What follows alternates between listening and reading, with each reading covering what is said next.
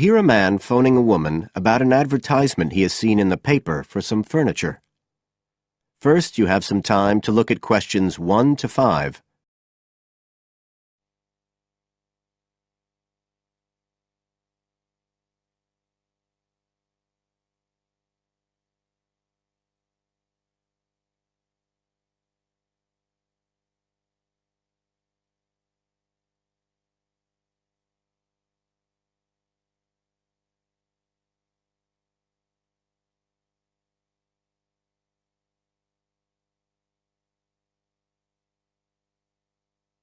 As you listen, because you will not hear the recording a second time. Listen carefully and answer questions 1 to 5.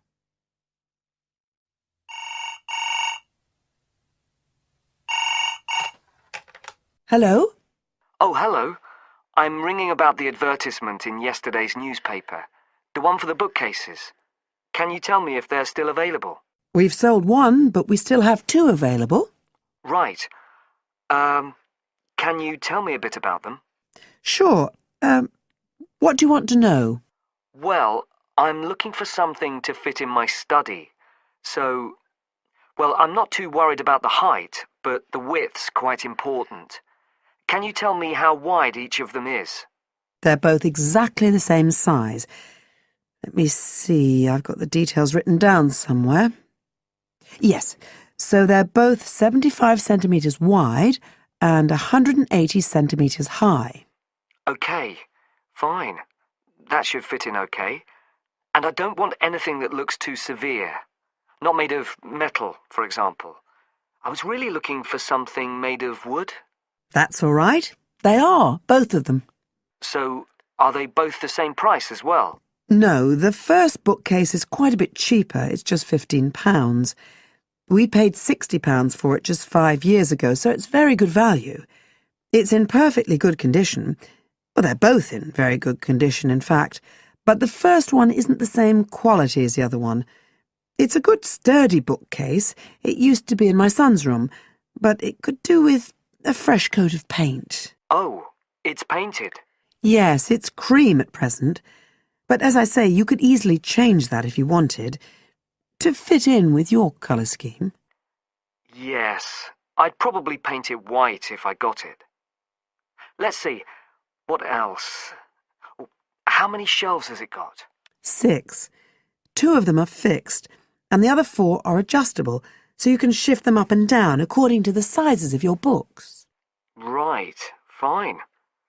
Well, that certainly sounds like a possibility. Before you hear the rest of the conversation, you have some time to look at questions 6 to 10.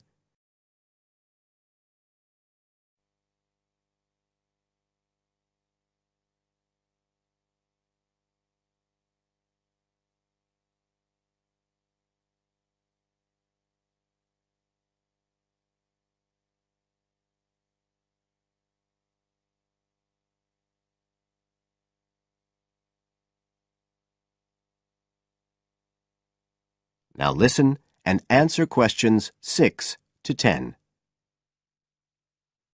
But the second one's a lovely bookcase too. That's not painted, it's just the natural wood colour, dark brown. It was my grandmother's, and I think she bought it sometime in the 1930s, so I'd say it must be getting on for 80 years old, so it's very good quality. They don't make them like that nowadays. And you said it's the same dimensions as the first one? Yes, and it's got the 6 shelves, but it also has a cupboard at the bottom that's really useful for keeping odds and ends in. Right. Oh, and I nearly forgot to say, the other thing about it is it's got glass doors, so the books are all kept out of the dust. So it's really good value for the money. I'm really sorry to be selling it, but we just don't have the room for it. So what are you asking for that one? £95. It's quite a bit more, but it's a lovely piece of furniture. A real heirloom. Yes.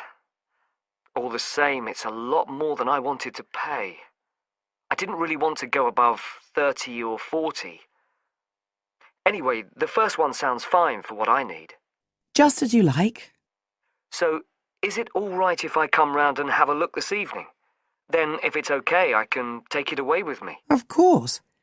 So you'll be coming by car, will you? I've got a friend with a van, so I'll get him to bring me round. If you can just give me the details of where you live. Sure. I'm Mrs. Blake. Blake. That's right. And the address is 41 Oak Rise. That's in Stanton. Okay, so I'll be coming from the town centre. Can you give me an idea of where you are? Yes. You know the road that goes out towards the university? Yes. Well, you take that road and you go on till you get to a roundabout. Go straight on, then Oak Rise is the first road to the right. Out towards the university, past the roundabout, first left. First right. And we're at the end of the road. Got it. So I'll be round at about 7, if that's all right. Oh, and my name's Connor. Connor Field. Fine. I'll see you then, Connor. Goodbye. Goodbye.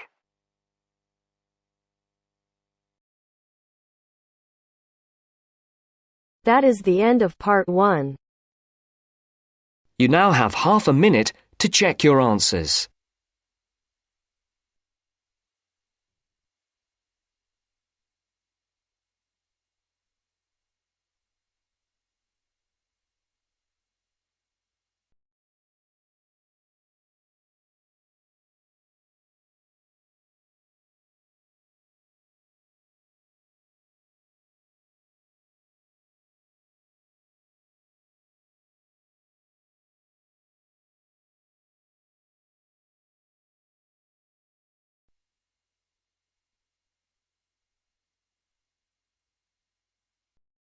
Now turns to part 2. Part 2. You'll hear a man talking about living and working on Trinidad. First, you have some time to look at questions 11 to 15.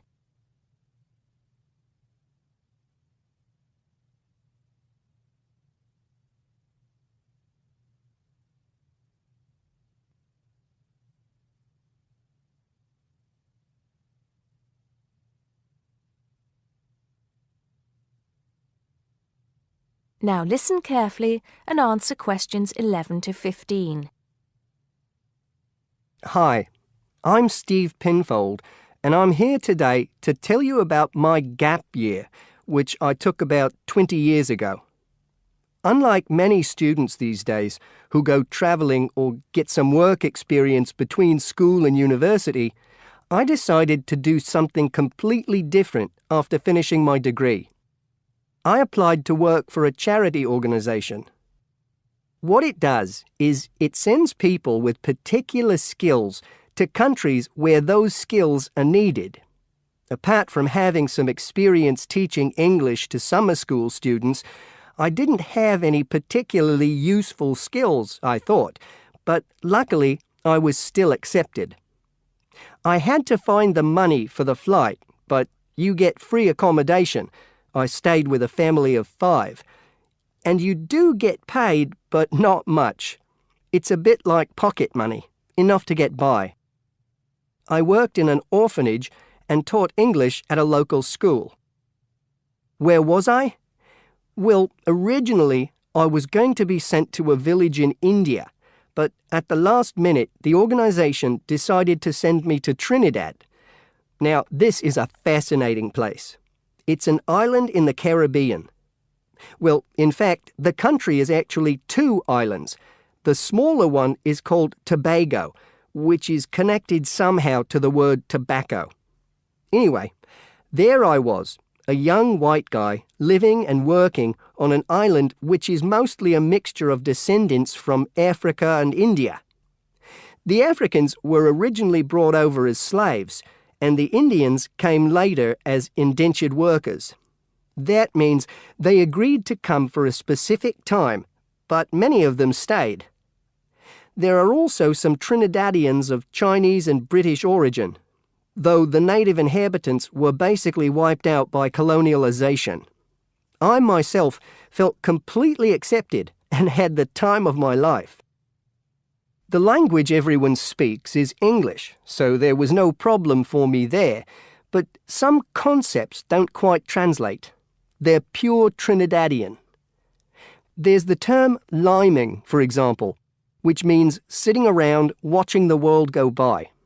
Also, there's the famous carnival, when the whole island is taken up in playing mass. For a whole month, around February or March, it depends when Easter is, everyone's busy preparing costumes, practicing calypsos, soca and steel pan music, and most importantly, partying. Before you hear the rest of the talk, you have some time to look at questions 16 to 20.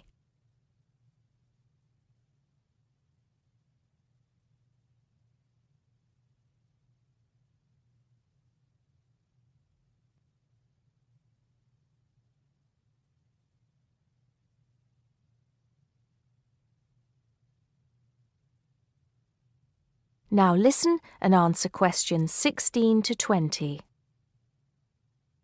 When the actual official carnival starts, it's days of 24-hour dancing in the streets. In Trinidad, it's called whining.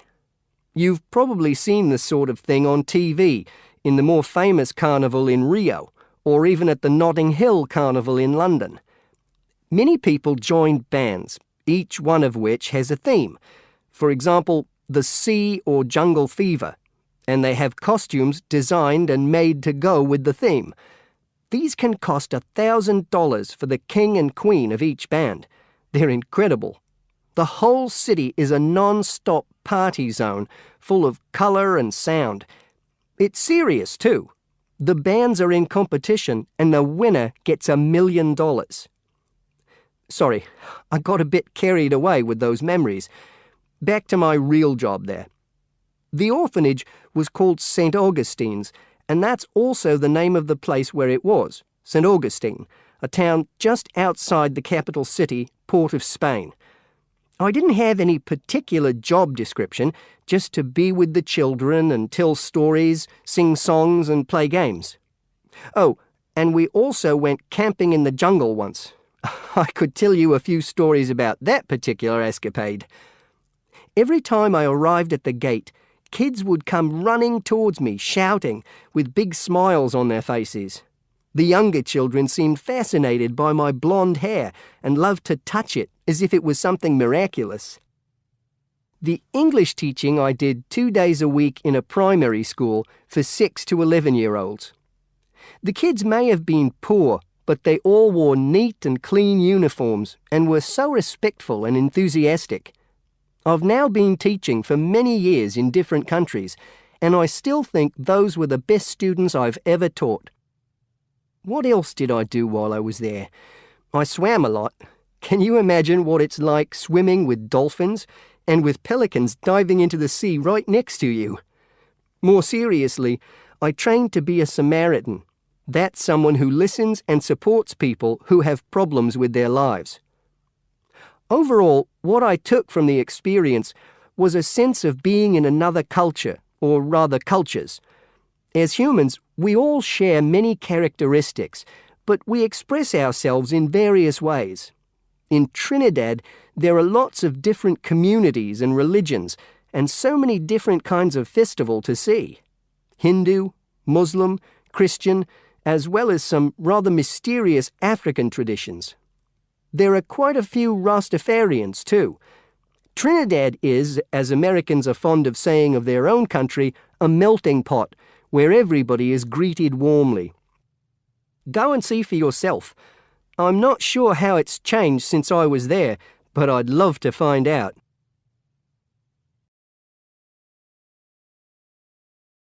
That is the end of part 2. You now have half a minute to check your answers.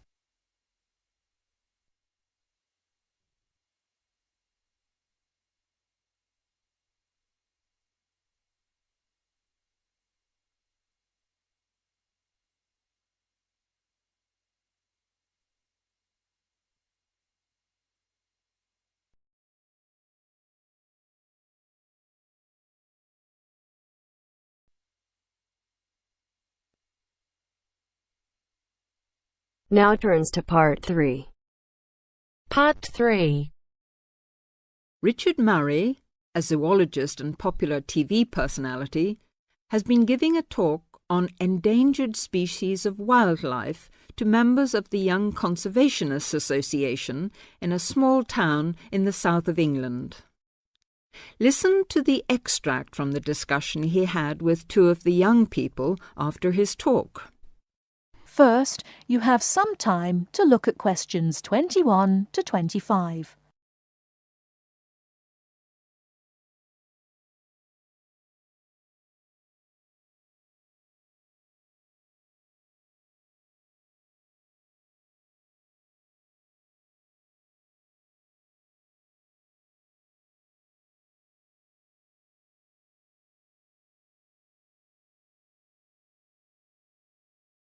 Now, listen carefully and answer questions 21 to 25. What would you say, Mr. Murray, are the main reasons that so much of our wildlife will have died out by the end of the next few decades? Well, Tony, we can't of course rule out the effect of urbanisation due to the spread of population. But apart from that, I believe there are 2 reasons which, in a way, are like the opposite ends of a piece of string. If you tie a knot in that piece of string, you end up with a circle, and whichever way you go round, it's going to turn out to be the same. I don't think I quite get that, Mr. Murray. Well, let's put it another way. It's rather like a film. You've got the good guys and the bad guys. They're pulling in opposite directions, but when it comes to the final showdown, it's hard to make out which is which. What are your 2 reasons, Mr. Murray? I call them greed and caring. Greed and caring? Yes, I know they don't seem to have much to do with one another, but think about it. The motive of greed is pretty obvious. In the course of the next few months, thousands of baby seals will be bludgeoned to death before they're even weaned from their mothers. What for? For the sale of their skins at inflated prices to please the vanity of a few and line the pockets of the killers. Crocodiles will be slaughtered to provide shoes and handbags for the rich. Gorillas, tigers, leopards and rhinos will be hunted for senseless sport or poached in defiance of regulations. Their skins, their horns, and their magnificent heads will be used as trophies to decorate someone's living room floor or walls. That's terrible. Yes, but it's not all. The whale, probably the most impressive and certainly one of the most intelligent sea mammals in creation, will be cruelly hunted and harpooned to make more money for the profiteers. The dolphin, the sailor's friend, will be indiscriminately battered to death at so much a head on the grounds that it is taking away the livelihood of a few fishermen by consuming the fish in its natural habitat. But surely, Mr. Murray, we do have to keep warm. We need whale oil and ambergris. Fishermen have to make a living. Part of what you say is true, of course, Tony, but we shall have to enforce far stricter controls if future generations are not to find themselves in a world devoid of wildlife as we know it. Well, I see what you mean about fur coats and crocodile handbags, Mr. Murray, but I don't understand what you mean by caring. That can't be bad, surely. I mean, I thought we were supposed to be living in a caring society. Well, so we do, in a way. The trouble is, there are so many well-intentioned people who start out with the best possible motives of trying to protect or immunize us from this, that, or the other in the most effective way, at the quickest possible rate. But in their enthusiasm, they lose sight of the long-term consequences. It's only very gradually that the danger to other forms of life, including humans, comes out. Not to say leaks out, and by that time it'll probably be too late to do much about it. Take insecticides, for instance. But Before you hear the rest of the talk, you have some time to look at questions 26 to 30.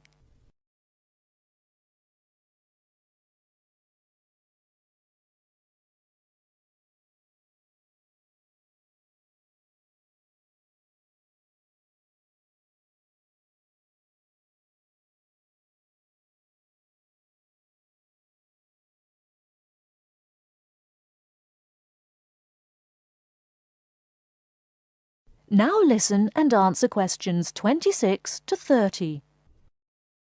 But insecticides protect crops from pests. They destroy disease-carrying mites and creepy crawlies like cockroaches. True, but nature has a way of developing her own immunity against insecticides and other pest controls, with the result that the biologists are driven to inventing stronger and stronger compounds, which, though they may annihilate the pest, nevertheless permeate the environment, are assimilated by plant and animal life, and become absorbed by the soil. Countless innocent creatures, the beaver or the mole, for example, are performing a useful task in the natural control. The alarming prospect is that as these poisons enter the foods we eat, and consequently our own systems, they'll find their way into the body of the pregnant mother and into her milk, offering incalculable risks to the unborn or newly born infant. In spite of all our technological expertise, our time is running out. We're virtually destroying ourselves. That is the end of part 3.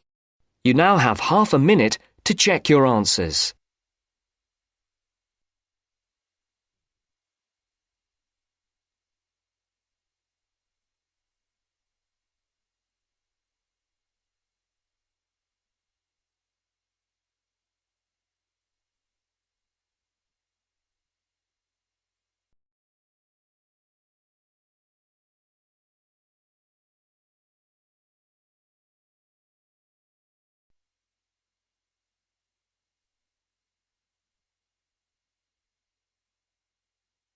Now turns to part 4. Part 4. You will hear a woman giving a talk at a popular science convention. She is describing research into artificial gills designed to enable humans to breathe underwater. Now you have some time to look at questions 31 to 40.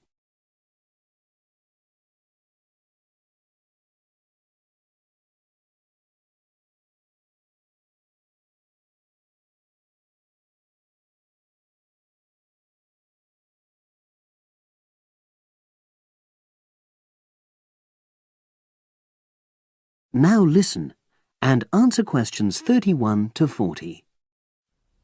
In my talk today, I'll be exploring the idea of artificial gills. I'll start by introducing the concept, giving some background and so forth, and then I'll go on to explain the technological applications, including a short, very simple experiment I conducted. Starting with the background. As everyone knows, all living creatures need oxygen to live.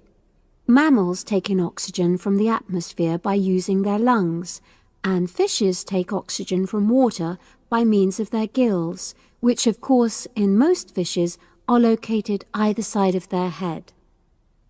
But human beings have always dreamt of being able to swim underwater like the fishes, breathing without the help of oxygen tanks. I don't know whether any of you have done any scuba diving, but it's a real pain having to use all that equipment. You need special training, and it's generally agreed that tanks are too heavy and big to enable most people to move and work comfortably underwater. So scientists are trying a different tack.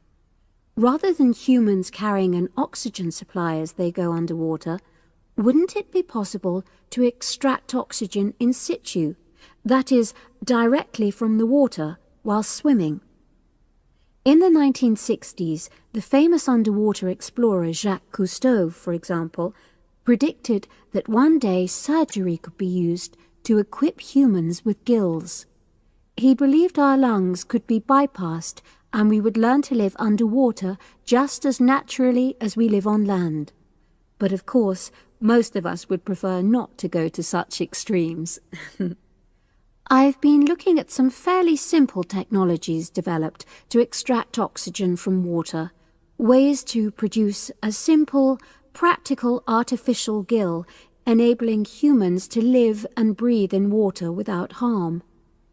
Now, how scientists and inventors went about this was to look at the way different animals handled this. Fairly obviously, they looked at the way fishes breathe, but also how they move down and float up to the surface using inflatable sacs called swim bladders.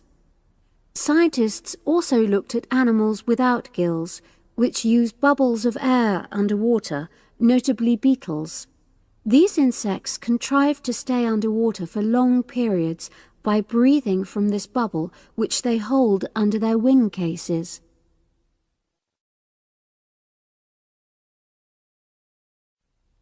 By looking at these animal adaptations, inventors began to come up with their own artificial gills. Now, making a crude gill is actually rather easy, more straightforward. You take a watertight box, which is made of a material which is permeable to gas, that is, it allows it to pass through inwards and outwards. You then fill this with air, fix it to the diver's face, and go down underwater. But a crucial factor is that the diver has to keep the water moving so that water high in oxygen is always in contact with the gill, so he can't really stay still. And to maximize this contact, it's necessary for your gill to have a big surface area. Different gill designers have addressed this problem in different ways, but many choose to use a network or lattice arrangement of tiny tubes as part of their artificial gills. Then the diver is able to breathe in and out. Oxygen from the water passes through the outer walls of the gill, and carbon dioxide is expelled. In a nutshell, that's how the artificial gill works. So, having read about these simple gill mechanisms, I decided to create my own. I followed the procedure I've just described, and it worked pretty well when I tried it out in the swimming pool. I lasted underwater for nearly 40 minutes. However, I've read about other people breathing through their gill for several hours.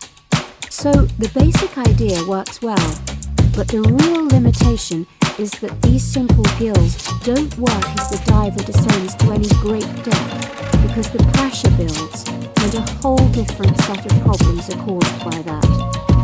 Research is being done into how these problems might be overcome, but that's another story, which has to be a subject of another talk.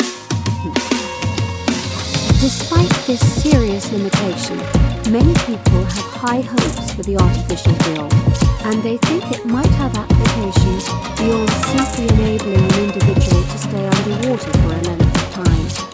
For example, the same technology might be used to provide oxygen for submarines, enabling them to stay submerged for months on end without resorting to potentially dangerous technologies such as nuclear power.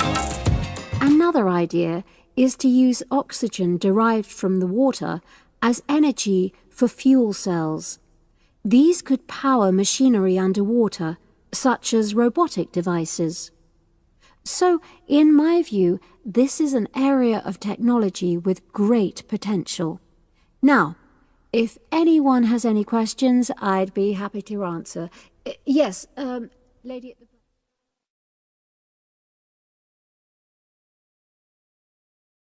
That is the end of part 4. You now have half a minute to check your answers.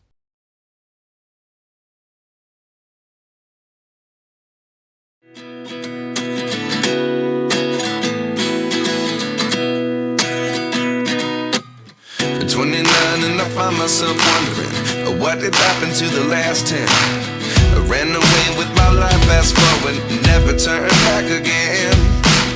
It's kind of funny that the more we pass time, the more we need to set the rewind.